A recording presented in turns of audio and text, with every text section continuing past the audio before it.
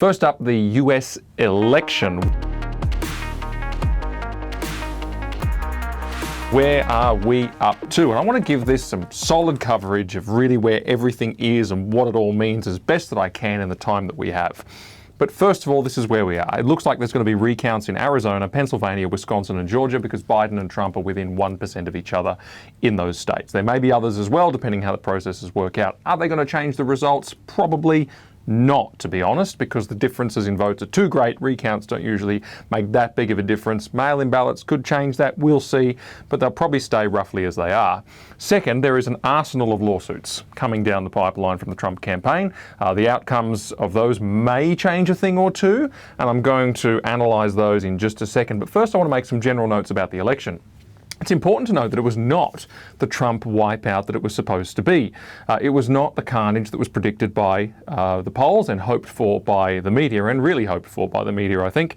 Trump actually attracted 7 million more votes than he did in 2016, despite the onslaught against him, which I think is quite incredible. Of course, the trouble was that Biden attracted 9 million more votes than Hillary Clinton did in 2016, and so Biden ultimately looks to win at this stage. But Republicans look set to keep control of the Senate. And so any Biden government will be severely limited because the Senate, if they do keep control, which they seem to be, will be controlled by them with a strong leader in Mitch McConnell, limiting Biden's power and the Democrats' power. But they also unexpectedly not only didn't lose a single seat in the House, but they made significant gains in the House. And they picked up the governorship of Montana. There were some gubernatorial elections at the same time. The election may ultimately come down to just roughly 80,000 or so votes in 2 or 3 key swing states. It was an utter defiance of the polls and of the media. But right now, this is where we are. There's allegations of fraud abounding, there's lots of people that are suspicious, and there's lawsuits that are flying in every which way. And I want to talk for a minute about the suspicions, because I think there's a lot of people, especially in Australia, who just don't understand the suspicions and think it's crazy, we live in modern Western countries, this sort of thing doesn't happen, it's all conspiratorial. Well, all right, let me run through a little bit of that, some perceptions around that. But secondly, I actually want to go through the lawsuits themselves and just see what they say before making some concluding comments. Regarding those suspicions, think of it from the point of view perhaps of what Trump supporters or some Trump supporters who are politically engaged saw and heard and experienced. The polls were against you, as they were in 2016. You probably suspect the pollsters' motives, as you suspect the media's motives for good reasons, and Silicon Valley's motives for good reasons, and the political establishment's motives for good reasons. You think the pollsters are probably part and parcel of all of that, because they're not just wrong, they're cartoonishly, stupidly wrong, and they said they'd mended their ways after 2016. They hadn't. They were actually, I think, more off this time. So, you know, the polls are against you, but that's okay, because election day is coming. The media's against you, well, that's also okay. They have been for years. You're over it. It's part of life. Election day's coming. In 2016, your side showed that, you know, you could take the fight up because you still had your vote. The feeling on the ground is palpable. Trump yard signs have an incredible density in most of the key swing states. The rallies are massive. Biden's meanwhile got his 12 people in chalk circles and no energy, and it just looks like this huge disparity. And you feel like you know what people are really thinking. You feel like you know where the support is, and we'll do a 2016 over again. Election day comes, and on election night, it looks to you like Trump has done it again. As you consider going to bed late in the evening, this is where the key swing states stand. In Michigan, Trump is up, which Trump was meant to lose by a massive landslide on the mainstream polls. Michigan is up 10.4%. Trump to Biden, 314,000 votes with 60% of precincts reporting. Incredible lead. Wisconsin, you're 4.9% up, Trump is, with 130,000 votes up, 82% of precincts reporting. Pennsylvania, the key swing state of the whole election, was 15.2% up for Trump, or nearly 700,000 votes with 64% of precincts reporting. Georgia, 7.5% up. Again, these are all massive leads, over 300,000 votes with 83% of precincts reporting. This looks to be, on election night, an unassailable victory. Now, you've noticed that the media are being very slow to call the red states and being very fast to call the blue states, but you're used to that, you know, and so it looks like probably in the headlines of Electoral College numbers that Biden's ahead, but actually on the map and looking at it, it looked very much like Trump had done it again. And you go to bed. But of course in the night, Biden comes out and he says, well, we're on track to win this tonight. And everybody goes, that's a bold claim. And then Trump comes out in the night and he says, this is fraud. The counting has stopped. And there was much commentary made on the night, by the way, by the various networks that were covering this. I was watching more than one and following it closely about the fact that counting had slowed or stopped, and they were trying to figure out why that would be. Trump comes out as if he's a man who smelled a rat. And he said, why has it stopped? They better not find, he says, a swag of extra blue votes or piles of extra blue votes at 4 o'clock in the morning. Well, the average Trump supporter wakes up in the morning and, wow, it looks like some bags of votes were found at 4 o'clock in the morning. There was quite a spectacular turnaround in these states at about that time, or, early in the morning. And these states that had such unassailable Trump leads all of a sudden are either evened out or Biden is slightly ahead. What was unassailably red is now blue, and it's coming out of a few key Democrat cities, only in a few key swing states, only it seems. And there's an avalanche of reports of voter fraud, pictures, videos, lawsuits, graphs, experts, the whole lot, and it seems that every instance of fraud that's been seen is in favour of Biden at Trump's expense, and social media is going nuts, censoring everyone who's trying to talk about it, including the president himself. Now, how do you think they feel? The powerful narrative for that person is what they saw with their own eyes, what they experienced over the election period, and they're not going to shake that easily. Something to them seems off, and they are unsettled about it. And here's the thing, these allegations of voter fraud have come forward, and they've moved from allegations now to people prepared to sign sworn affidavits in huge numbers, making very grave allegations, which I'm going to get to. And there seems to be a lot of corroborating evidence. And here's the reality. The question, therefore, needs to be answered. Even if there's nothing to see, it needs to be answered. Because if you have a significant portion of the population who feel as though they've been cheated, who already feel as though nobody's on their side in the establishment and in the systems, and now they can't even have their vote heard, that is going to be cancer in society. It's going to gnaw away very severely. And the mentality of many is just to mock these people, to sideline them, to say, what a load of rubbish, and to not regard their concerns. That isn't going to go so well long term. Now, there is a perfectly innocent explanation for what happened that could be correct. That is that in-person votes favour Trump, postal ballots overwhelmingly favour Biden. That might be correct. It's a little unusual because America is not the only country in the world to have postal voting, although America, I think it was the first time this time around. But I mean, for example, here in Australia, we've had postal voting a long time. I always do a postal ballot because I'm not on the electoral roll, and so do postal vote. But there's never a case where you've got Anthony Green on the ABC going, oh yeah, but we've got to wait for the postal ballots to come because they're going to be completely different. They're not completely different because they're from the same constituency. It's not like the postal votes all came from Manhattan and the walk-ins all came from Oklahoma. It doesn't work that way. And so there is that kind of, but there's a possibility. Maybe it's just really different in America. Maybe the Trump campaign saying postal votes aren't ideal had a huge impact. Maybe. It is a statistically improbable thing, but maybe. Also, fraud on this scale really does seem unlikely, and I agree with this. It seems exceedingly difficult to pull off. There's always going to be some small-scale fraud, but to pull it off at this level is pretty tough and pretty bold, let's put it that way. Unless you have evidence. If you're going to make these claims, you've got to prove them, and that's the point of the system, right? If you've got proof, come forward, we'll look at it. Unless you live in a tyranny, unless you live in a dictatorship, then the evidence for things that have gone wrong should be able to be tested and analysed, and that's where the lawsuits come on. The first point of going to court and having a lawsuit is to get the evidence tested. If it's no good, then that's the end of the matter. Nothing to see here. And the Trump campaign, however, insists that it has good evidence for some of these problems. They say cases will be filed in most swing states. It'll probably become a big federal case, but they're most advanced in Pennsylvania and in Michigan.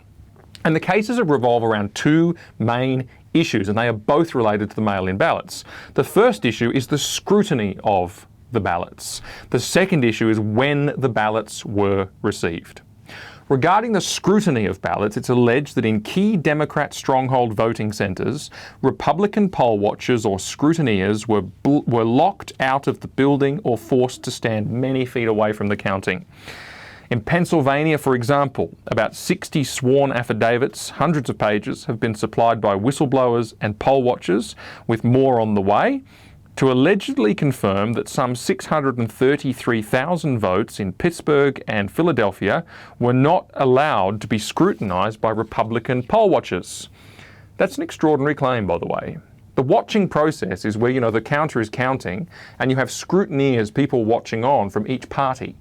And they're allowed to contest ballots. If the counter goes to put a ballot on a pile, but it's improperly filled out or there's some error with it, one of the watchers is going to go, I contest that ballot. And they go, okay, that's on the contested pile, and they carry on. And then the contested pile is scrutinised later on. I've done poll watching here in Australia. You're supposed to be able to stand so that you can read the ballots. That way you can actually contest them properly. And it's a really important process. You do contest things that genuinely are out of order all the time. And for the Republicans not to have been allowed to do that, or to have been held back, it says, 15 to 100 feet from the process so they couldn't see anything, is insane. Is insane by any international or decent standard. In Michigan, there's also a case being compiled in relation to about 100,000 ballots that showed up at 4 o'clock in the morning, allegedly in a truck with an interstate number plate, were brought into the voting centre. There were some irregularities about the way they were packaged, etc. And this was after the poll watchers had been sent home and most of them had left, but a couple of them saw this happen and went back in. And it's alleged that the ballots were exclusively for Joe Biden and were not able to be checked, scrutinised by the Republican poll watchers. And the campaign says that thousands of whistleblowers have come forward. They're sorting through all of this, including apparently disgusted Democrat officials, and there's more cases on the way as they work through all of those reports. They say that these issues are confined to a few Democrat stronghold cities only, like Detroit, Pittsburgh, Philadelphia, and outside of a few others, really nowhere else. Those are the allegations. If there's any truth in those allegations, who cares who's going to win? They need to be checked because the integrity of the system's at stake. And it may well be that there's nothing to it. I actually doubt that, having looked into this and heard some of the press conferences from some of those whistleblowers and so forth. I think there's something in this. I really do, which is sad, but there you go. The second point, I said the first one was about the scrutinising of the ballots. The second one is regarding the timing of the ballots. And so this is basically the Trump campaign filing lawsuits to ensure that ballots that are late are not accepted. They had some success in Pennsylvania, where the Supreme Court of the US made an order that any ballots received after 8 p.m. on the election day had to be segregated and kept separately. That means that they've opened up the possibility of a remedy of having those ballots excluded or sorted in a different way. I think the issue really is around ballots that have arrived late and were posted late. So it's all right if a ballot arrives after Election Day and it was posted before Election Day, but it's the issue of those postmarks, and so they're just trying to enforce that. So the question is, what does this amount to? A bunch of lawsuits that are based around saying, hey, we need to be able to scrutinise because it's the law, and we need to be able to have late ballots excluded because that's the law. To my mind, that really amounts to wanting the law to be followed. There's no more funny business, there's no more trickery, there's no more smoke and mirrors than that. It's just a question of following the law and basic integrity. And yet the behaviour of the Democrats in response has been extremely aggressive. They even appealed a decision to let Republican poll watchers stand a few feet closer to the counting process. I think it was 6 feet closer, where they still couldn't see. But they appealed that decision. And I'm sitting there going, this is crazy. It's just crazy. Why would you do that? By any fair international standard, as I said, it's madness. The real reason I suspect they're fighting is because, you can imagine a worst case scenario, and I think this is a really long shot, so let's, but you can imagine a worst case scenario where, it finally gets to the Supreme Court, and what they say is, yep, we agree with all this evidence. Clearly 633,000 ballots did not get scrutinised, they're excluded. Or, yep, we've seen all this evidence. Clearly something dodgy happened with 100,000 ballots in Michigan at 4 o'clock in the morning. They're all dodgy. We're going to exclude them. Now, that would be there's all sorts of other possibilities and remedies that can come. But let's say the worst case scenario is upon the Democrats and that happens. Frankly, they should have thought about that before excluding the Republican poll watchers, if that's true. But if that happens, well, they lose the election. Because Michigan plus Pennsylvania, I think might even give Trump-Biden 269 each in terms of delegates, and then it goes to the Congress. And I think the process for that is that the states actually vote as delegations, and Trump has more states than Biden, so I think Trump would win. So it's all messy. If that was to happen, let's see. I mean, we haven't even verified the evidence yet, but personally, I'm really curious. And I want to be clear, I'm really curious about this Not primarily because of who won. I don't mind if my guy lost. I don't even live in America, I do mind, but I mean, it's not something that's the end of the world. Like, you can cope with a loss. You lose things all the time. That's not really the bigger issue, and I'm not sure that this will change the outcome of the election. Whatever happens, I think it won't. And so the issue for me is that it's important for the world, let alone just America, that American elections are free, fair, and transparent. It is so important. And it's a matter of integrity, to shine the light in, to check that all is well. And if it is, fantastic. We're all confirmed in our happiness that all is well. And look, the Republicans have to put up a better campaign next time.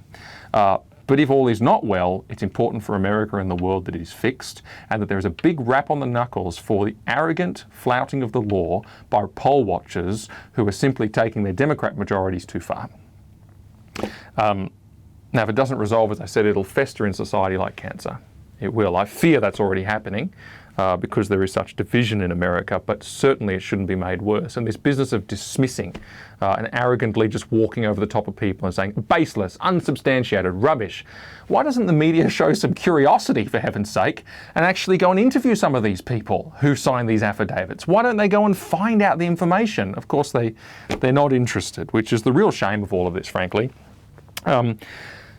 Something else, and some of you will be feeling this at this point if you haven't switched it off already if you're in this category, but there are people who simply won't accept that such things are even a possibility. You know, we live in the Western democracies and we trust our institutions and this just doesn't happen and it's all conspiratorial. Well, I suspect actually that people who say that are people who think that we still live in a world of rational discussion and mutual respect. The newsflash is that those days are actually over. There are ideological changes. Now, I don't think that's a good thing, by the way, and I'm not saying we should get along with the program. We shouldn't. We should be different. But ideological changes are taking place which are ushering in a deeply embedded view that the only way is power at any cost. And that's what happens with a godless Marxist kind of undertone in our education system. The highest thing is power. Everything's about power. It's all about oppression. It's all about victimization. It's all about power. It's all about supremacy. That's all that exists. Power at any cost. You know, even the things I talked about, so rationality, for example, they say the belief of some of these postmodernists and so on is that actually your rationality is just a device to drag me in to engage on your terms and exert power over me. You know, your systems and institutions, they're not supreme, they're only useful to the extent that they grant power and that they work for us, and so we can change them and we can use them to our own ends. Or that truth doesn't even matter, or that truth isn't real, it's just power. And so when I have power, I'll make my own truth. And that's quite seriously where we are.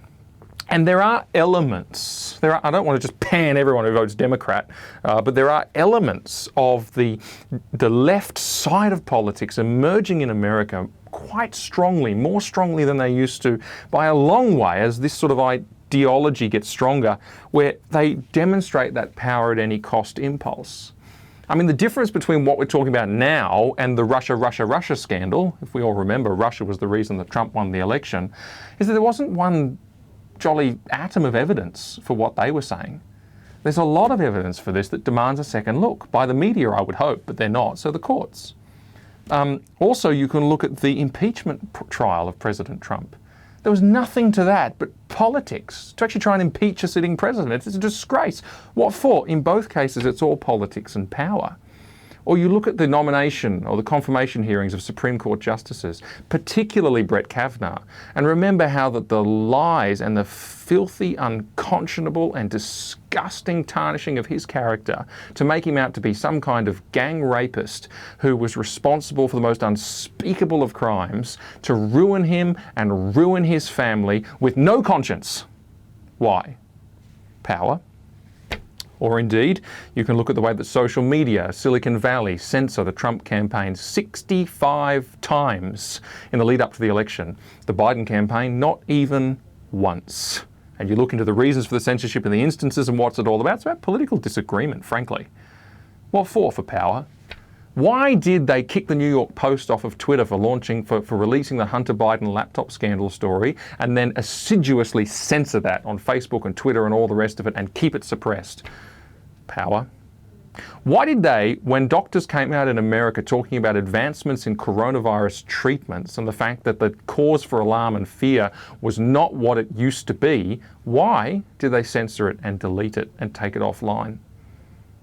power, because of course the coronavirus chaos was part of the narrative against Trump, and it ultimately brought him unstuck. I actually think no coronavirus, you still have Trump for a second term. There's riots, looting, burning of churches, anarchy in American cities, bringing American cities to their knees in recent months. Why? Well, because they're there to make Trump look divisive, fan that narrative. What for? For power. The point I'm trying to make is this. Evil is done, wrongs are committed, because it is justified for the sake of obtaining power from people who they hate. That is a very real strand of society in America right now, and it's coming from the left side. It really is. There's a radical strand. There's plenty on the left side not like that at all, and that's great. But there's a radical strand. Do you really think that they wouldn't have a little tamper with a vote to stop a man who they believe is literally Hitler, some of these types? Of course they would. Those of us who are engaged with politics and understand know that of course they would. Of course, they think he's literally Hitler. They've done all the, I mean, forgive me for thinking that someone who sets fire to a church wouldn't mess with 10,000 ballots. Of course they would. Of course they would. And just in case you think the rhetoric about literally Hitler is overstated, it's not. Listen to some of the tweets that have come out from leading Democrat personalities since Election Day. Listen to Alexandria Ocasio-Cortez, Democrat senator for New York. Is anyone archiving these Trump sycophants for when they try to downplay or deny their complicity in the future? I foresee decent probability of many deleted tweets, writings, and photos in the future. Archiving their stuff? Their photos? Their tweets? Their writings? Well, thank you, George Orwell. Or indeed, Harry Sevugan, I think that's probably not how you pronounce it, Sevuan or whatever, a senior Obama spokesperson and national press secretary for the Democratic National Committee. He says White House staff are starting to look for jobs. Employers considering them should remember that there are consequences for hiring anyone who helped Trump attack American values. You better believe it. We just launched the Trump Accountability Project to make sure anyone who took a paycheck to help Trump undermine America is held responsible for what they did. Or you listen to Robert Reich, former Secretary of Labor and a longtime Democrat apparatchik. He says, when this nightmare is over, we need a Truth and Reconciliation Commission. I mean, straight out of Soviet Russia. It would erase Trump's lies, comfort those who have been harmed by his hatefulness, and name every official, politician, executive, and media mogul whose greed and cowardice enabled this catastrophe. Or Jennifer Rubin, a well-known journalist. It's not only that Donald Trump has to lose, his enablers have to lose. We have to collectively burn down the Republican Party. We have to level them, because if there are survivors, they will do it again. I could go on. I mean, I say it again, would they really do this, some of these people, if they had the chance? Of course they would. Of course they would. They've shown that through their conduct, and that level of hatred, that level of, it's serious. So society is changing for the worse in that regard. Power at all costs, hatred of the other, suppression of those who threaten your power. It's very sad. It's very serious. We should be different, for sure. And that's why I say in this whole Trump thing, I think we can maintain interest in it. We can maintain curiosity and we can maintain pressure on it so long as we're doing it for the sake of transparency. So long as we're doing it not just because, if you're a Trump supporter, not just because your guy lost. And if he did, well, that's wrongly and that's unjust, then it will be put right. But if he did rightly and that is just, then it will be put right. Great. As long as that's the motivation for transparency and truth and shining the light in. And that's why I'm actually very curious about it. I guess you can't divorce from your mind the fact that the election result could, in some remarkable set of circumstances over the next few weeks, which is very unlikely, actually change based on proving of some of these cases. Look, if that was the right thing, then good. But if it's not the right thing, then fine. It just means that that the Trump campaign or the Republicans live to fight another day, and we put up with the Biden-Harris thing. And you can see I'm obviously more supportive of the Trump side, but it's important that we're in this for the right reasons. But also, you'll note that they see the Trump campaign lawsuit as a grab for power and nothing more. And they will oppose it. They will say it doesn't matter. They will say that it's baseless, it's got no evidence. They'll say all these things that are untrue. The media won't touch it, they won't cover it for as long as they possibly can.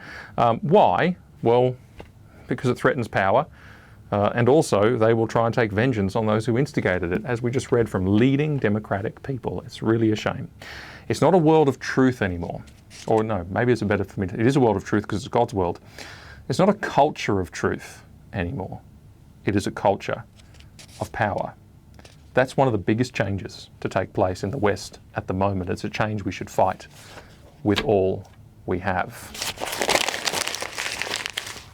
Hey, one more thing. You know, I've been looking at the metrics and I figured out something. You guys are watching the videos and not subscribing. So please help us out a great deal by hitting the like button and then hitting subscribe, hitting the bell as well so you get the notifications. It helps us out a really great deal, and you can click here to see more videos.